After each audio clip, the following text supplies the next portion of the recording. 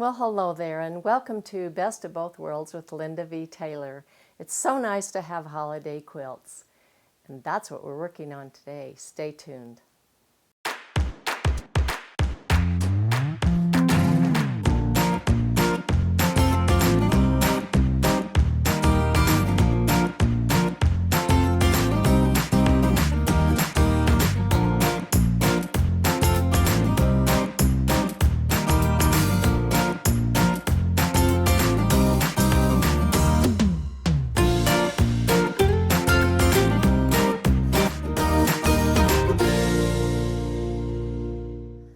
This is a really cute quilt that was done by my friend Mr. Perry, and he ordered these pre-embroidered squares and put them together, and it just turned out so nice because I had a lot of space around that I can work with, and I've done some really cute things on it that are quite different, so I hope that you'll stay tuned so we can get started on this.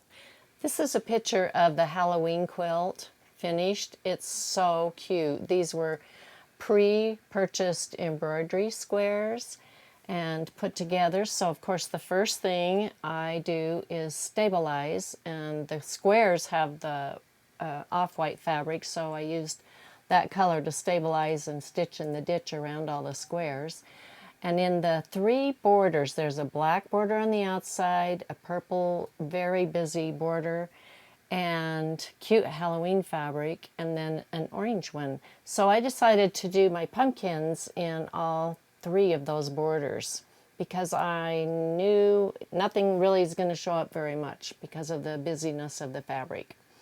And then I was ready to do the sashings, knowing that this sashing close to the squares would be the focal point in the sashing. So I wrote lots of words in here like double, double, toil and trouble, fire, burn, and cauldron, bubble, trick or treat, booty you, everything I could think of.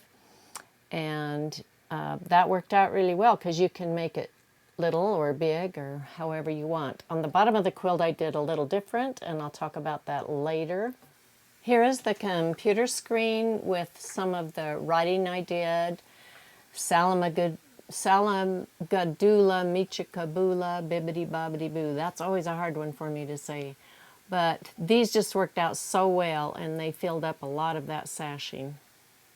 The first thing I do is pull into my project every Halloween. Any ideas I have that I think I could use, I just pull them in all on one screen so that I can look at them and combine them and figure out what I'm going to do on each square. So let's take a look at some of the squares.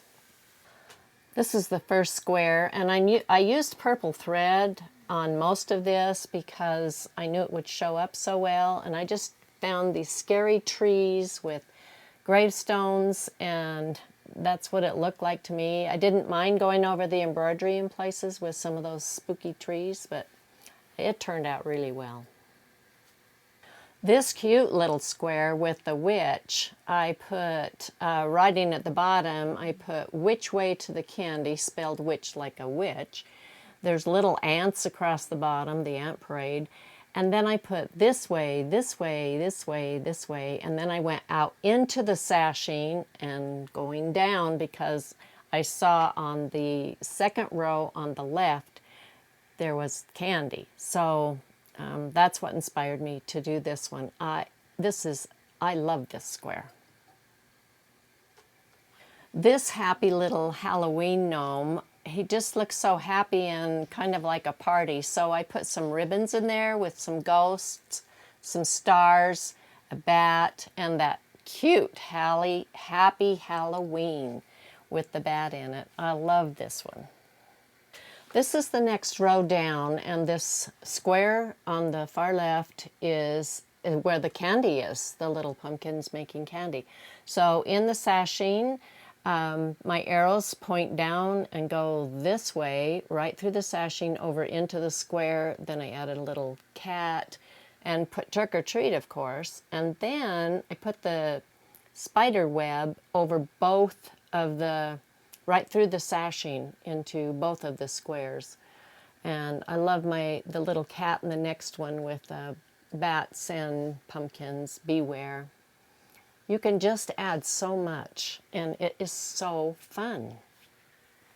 This little cat is so cute, and I noticed that it had wings. So I put bat in the cat, and of course spider webs and bats and stars. It was so cute and fun to do that square. Bring in the clowns. There's always a clown, and clowns are scary to some people. So when I was looking at this, I was going to do just a background fill, and then I found my Hocus Pocus Focus, and I thought he could hypnotize you. So I did different sizes around as the background, and then at the top in that sashing above him, I put Hocus Pocus Hop Shop. Shop hop, shop hop. And then I put this way, that way. I went all around. It takes you all over those last sashings until you get back to the clown. So I love this one because you really have to hunt on the quilt.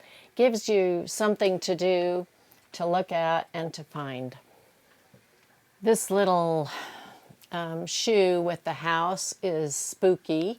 And there's lots of bats, so I put bats everywhere. And I also had to have a witch flying in on that.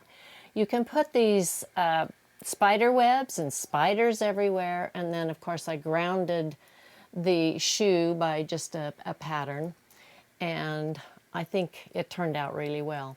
When you're doing these quilts, you just, if you have all those patterns available, you just pull them in, put them around, and you'll be so surprised. Don't be afraid to do these custom. This last square is so darling with the little pumpkin. I love his eyes and the little ghost coming up behind him and the little black cat. And so what I did was just put my pumpkin wreath around him and then some spider webs.